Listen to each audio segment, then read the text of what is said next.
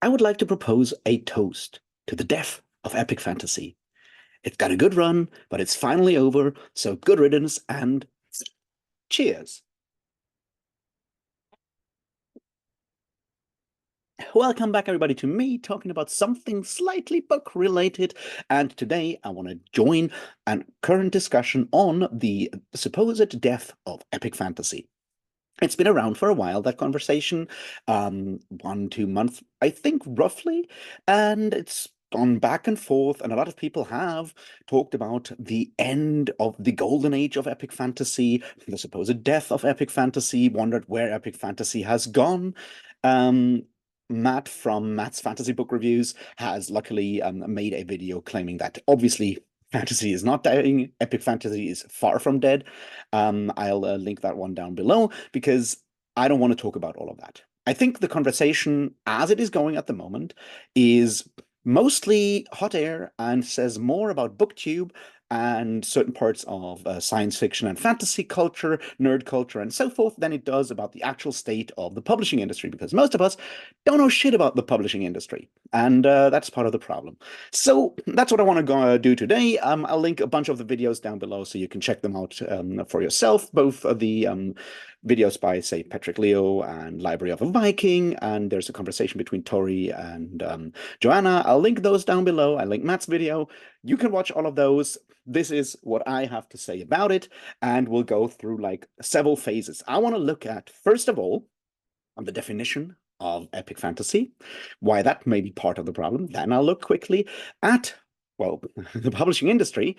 And then I'll look at Booktube and something beyond that. And then maybe even, talk about like what we can do about all of this, because maybe there is something we can do. Or maybe not. We'll find out. So let's get started and talk about why this is mostly a problem of definition.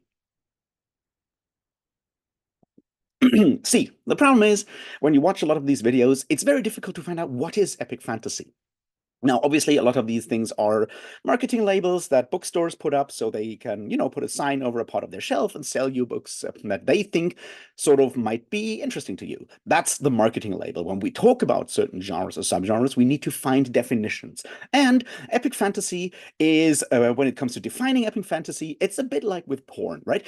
It's all about lots of dudes with big swords, a questionable attitude towards consent. And no, I mean, obviously, it's epic fantasy is like porn in that I see it when I encounter it. I know it when I see it. It's not something that is easily to be, to be defined.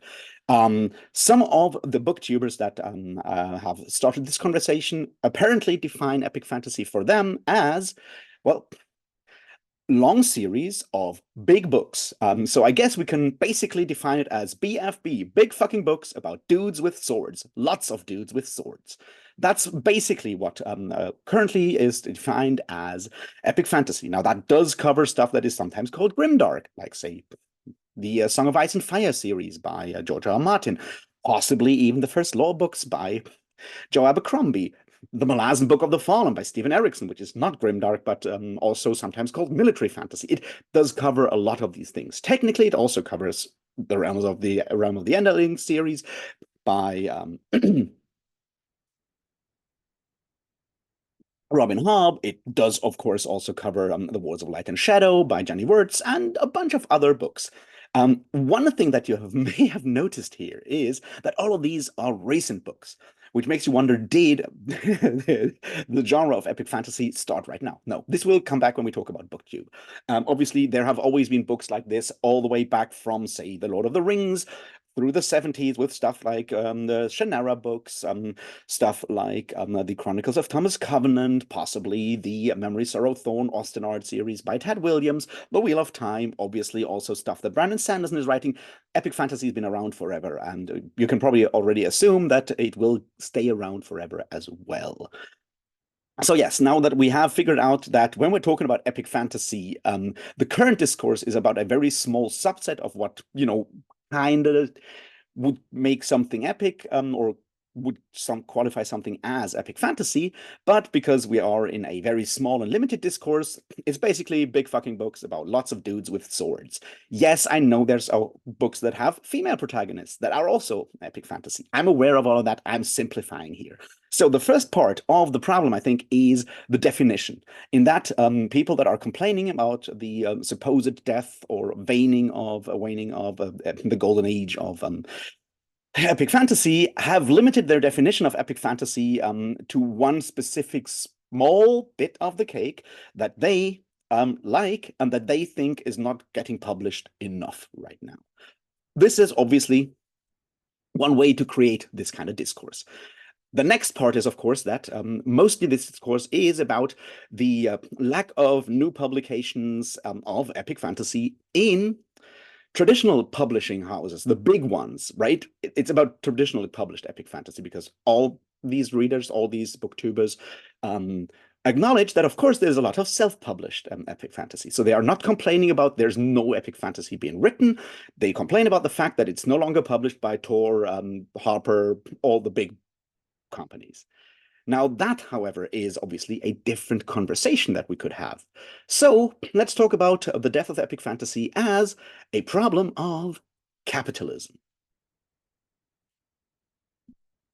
Now, as you are all aware, on this channel, we are all fans of capitalism. I have often said that capitalism is the best thing that ever happened to humanity. It basically does only good. There's a couple of kind of minor side effects that might be a bit troubling from time to time, like the strengthening of patriarchy, racism, and other systems of oppression, the way it exploits our planet to the possible heat death of, well, climate change, stuff like that. But they're minor issues. The big issue, however, is that traditional big mainstream publishers are no longer publishing epic fantasy series with more than like 3 books. Obviously, that's highly dramatic, and we need to talk about it. So what am I actually talking about here? I think the main issue is that in these videos complaining about the supposed death of epic fantasy or the lack of new epic fantasy in mainstream publishing, well, what you guys expect, right? These are publishers under a system that is called capitalism. Their main goal is, of course, to make as much money as possible and hand it out to their stakeholders, not necessarily to authors. Don't expect them to get paid more or anything. It's about maximizing profits for stakeholders. That's how capitalism works. Now, you can argue whether that's good or bad. I have certain views on that. My main problem is that everyone talking about the death of epic fantasy right now is kind of ignoring that. So, well, yeah, I know that technically, I guess, publishers want to make money. So yeah, what's the solution here, right? And that's something I think needs to be talked about. These publishers are owned by hedge funds to large parts. Maximizing those profits, the revenue for these companies is the main goal. That leads to, obviously, short-term planning, something that our entire economy is constantly suffering from because, well, it's about revenue right now. It's about profits right now, not about planning for a safer future.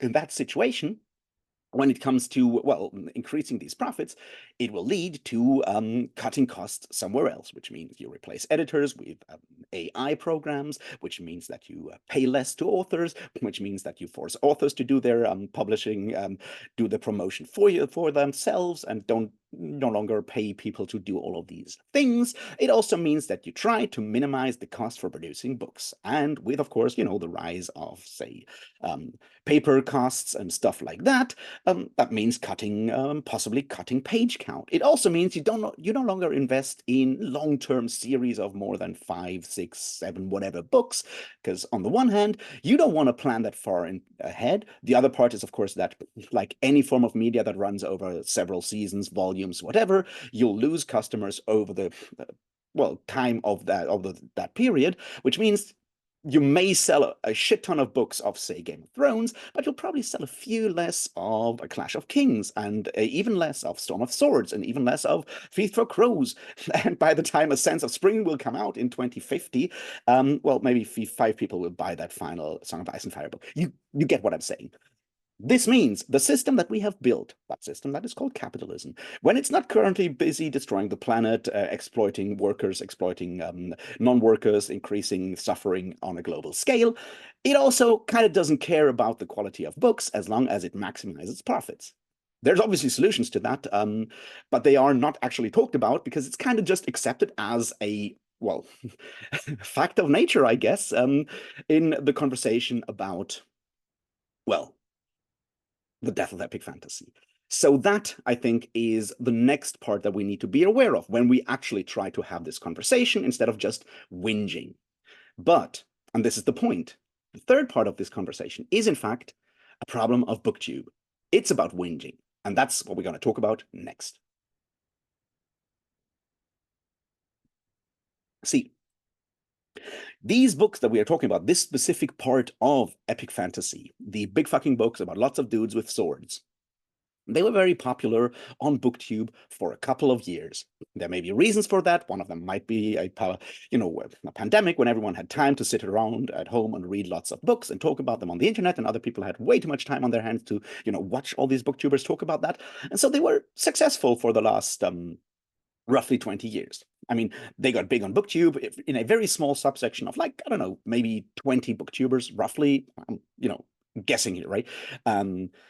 And those people started reading the books that were out at the time. That meant reading Malazan, that meant reading Brandon Sanderson, that meant reading A Song of Ice and Fire, and that meant reading Robin Hobb, because some part of Booktube really loves Robin Hobb. It's a very, very small part of Booktube, however. It's even a small part of the fantasy part of Booktube. It's a group of people, and I'm definitely one of those people, who pretend that we are really smart and adult and grown up because we're reading big boy books. We're reading big fucking books about lots of dudes with swords, and there's violence in there and stuff. And we're serious by reading these kind of books and not just, silly YA novels or romantasy or anything of the sorts.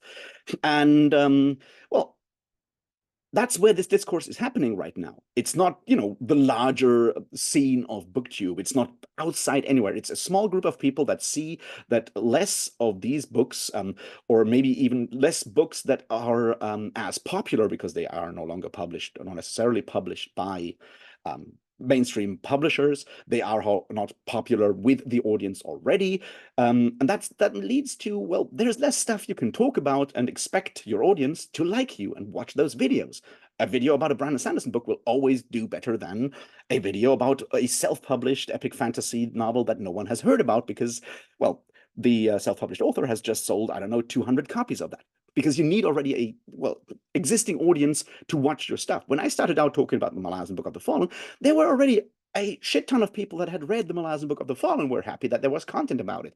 The same thing is with, Robin Hobb or Song of Ice and Fire. You already have a ready audience. So what is happening right now, from a booktuber's perspective, is that those kind of books that you got comfortable reading, that had a pre-established audience, are well, maybe getting slightly less because, well, there's no new Song of Ice and Fire books coming.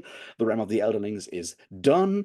Even the Wars of Light and Shadow are done now. For now, there's not much going on. So what you're going to do? It feels like there is no more epic fantasy when, in fact, there's a lot of epic fantasy. You could, for example, read older stuff or read self-published stuff and so forth, but that doesn't work as well. So beyond anything else, beyond it being a question of definition and using a very small and very specific definition to create that supposed problem, that death of epic fantasy, beyond the fact that you're, well, dealing with a general side effect of, well, a capitalist system that you don't want to change, there's also the problem that actually it's about being a booktuber and trying to, talk about something that you can no longer talk about as much because you're running out of books that will, get you an audience, which is definitely understandable. I get it.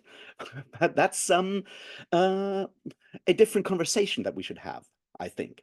Which brings me to the last part, because what we're talking about here is also a problem of privilege.